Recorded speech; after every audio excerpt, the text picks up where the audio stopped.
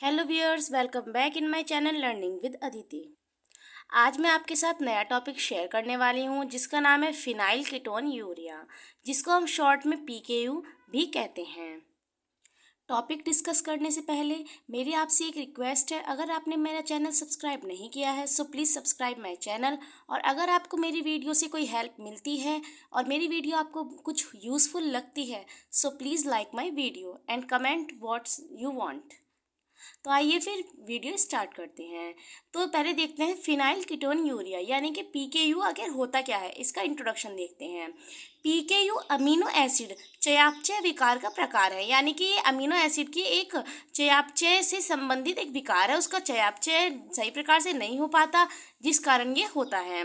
यह एक genetic disorder है, मतलब ये हमारे जीन्स के थ्रू आता है। अनट्रीटेड पीकेयू इंट्रासेल्युलर डिसेबिलिटी, मतलब इससे अनेक डिसेबिलिटीज़ भी होती हैं, जैसे कि इंट्रासेल्युलर डिसेबिलिटी व्यवहार संबंधी समस्याओं और मानसिक समस्याओं का कारण हो सकता है। यानी कि जिस बच्चे को पीकेयू प्रॉब्लम है उस बच्चे में अनेक समस्याएं हो सकती हैं, उसमें उसकी व्यवहार संबंधी समस्याएं भी हो सकती हैं जिसके कारण वो चिड़चिड़ा और असामान्य व्यवहार करे। इसमें शरीर में फिनाइल एलानिन अमीनो एसिड बनने लगती हैं, मतलब इस रोग के time phenyl alanine amino acid बनने लगते हैं। पीकेयू ऐसे जीन में दोष के कारण होता है।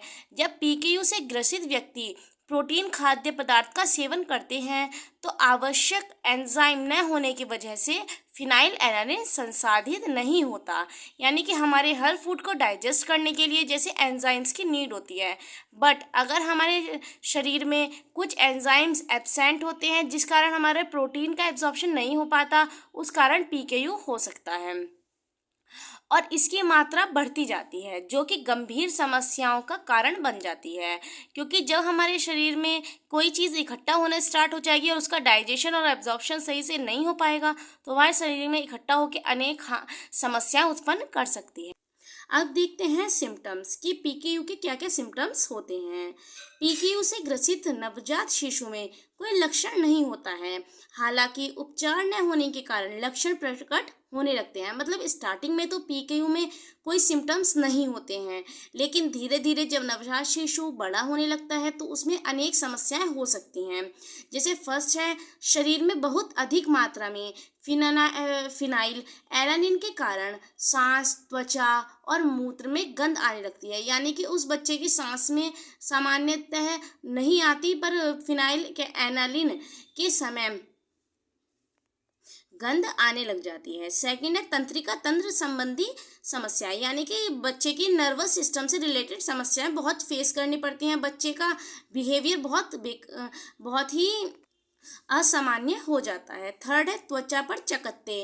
पीकेयू की समस्या में बच्चे की त्वचा पर छोटे छोटे दाग से हो जाते हैं। गोरी त्वचा और नीली आंखें, बच्चे की त्वचा तो बिल्कुल गोरी हो जाती है और उसकी आंखें नीली दिखाई देने लग जाती हैं। फिफ्थ सिम्टम है असामान्य व छोटा सिर, मतलब जितना सामान्य बेबी का सिर होना चाहिए पीकेयू से ग्रसित व्यक्ति का सिर उससे छोटा रहता है। हाइपर एक्टिविटी डिसऑर्डर, मतलब बच्चे में हाइपर एक्टिविटी डिसऑर्डर भी देखने को मिलता है जिससे बच्चा सही प्रकार से व्यवहार प्रकट नहीं कर पाता और दूसरों से दूरी बनाने लग जाता है। फिर है विकास में देरी, मतलब बच्चा अगर पीकेयू से ग्रसित है तो उसका विकास भी सही प्रकार से नहीं हो पाता। फिर व्यवहारिक, भावनात्मक और सामाजिक समस्याएं, मतलब बच्चे में जो है अनेक समस्याएं भी, मतलब कह सकते हैं कि बच्चे के शरीर में अनेक समस्याएं अपनी जगह बना लेती हैं और बच्चे का व्यवहार भी असामान्य हो जाता है और सामान्य बच्चे की तुलना में मानसिक विकार वाले बच्चे का आईक्यू लेवल 20 या इससे भी कम हो जाता है। ये पीकेयू के कुछ सिम्टम्स हो सकते हैं। अब हमने इसके सिम्टम्स पढ़े हैं, अब देखते हैं इसके कॉजेज, यानी कि इसके कारण क्या क्या हो सकते हैं। पीकेयू पीएएच नाम जीन में दोष के कारण होता है, मतलब जो हमारे शरीर में पीएएच नाम का जीन जो होता है उसके कारण पीकेयू नामक डिजीज होती है।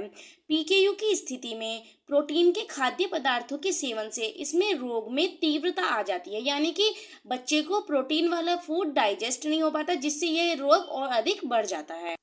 अब इसकी ट्रीटमेंट देखते हैं। पीकेयू की स्थिति में शिशु को माता का दूध पिलाया जा सकता है। मतलब बच्चे को खाने के लिए कुछ तो चाहिए ही होगा और माता का दूध बहुत सुपाच्य होता है। इसके लिए माता का दूध तो बच्चे को पिलाया जा सकता है, किंतु और अधिक प्रोटीन वाले खाद्य पदार्थ नहीं देने चाहिए। पीकेयू में प्रोटीन के स्रोत वाले भोज्य पदार्थ शिशु को नहीं देने चाहिए। जैसा कि हमने अभी कहा कि प्रोटीन से युक्त सभी भोज्य पदार्थ शिशु को नहीं देने चाहिए। इससे रोग की स्थिति में वृद्धि हो सकती है। यह ध्यान रखना चाहिए कि शिशु को प्रोटीन भी देना है, जिसके लिए बना बनाया प्रोटीन पाउडर उपयोग किया जा सकता है। मतलब क्योंकि बच्चे के शारीरिक विकास के लिए, हड्डियों की टूट फूट की मरम्मत के लिए हमारे शरीर में प्रोटीन का बहुत महत्वपूर्ण रोल होता है। इसलिए बच्चे को प्रोटीन युक्त भोज्य पदार्थ भी नहीं देने हैं, किंतु प्रोटीन की मात्रा की भी पूर्ति करनी है। इसलिए बना बनाया प्रोटीन का जो पाउडर आता है उसका उपयोग करके बच्चे को दिया जा सकता है। सो फ्रेंड्स, ये था हमारा आज का टॉपिक। ये आपको कैसा लगा प्लीज़ मुझे कमेंट में ज़रूर बताना, और आपको नेक्स्ट कौन सा टॉपिक समझना है वो भी मुझे कमेंट कर देना। Okay, thank you.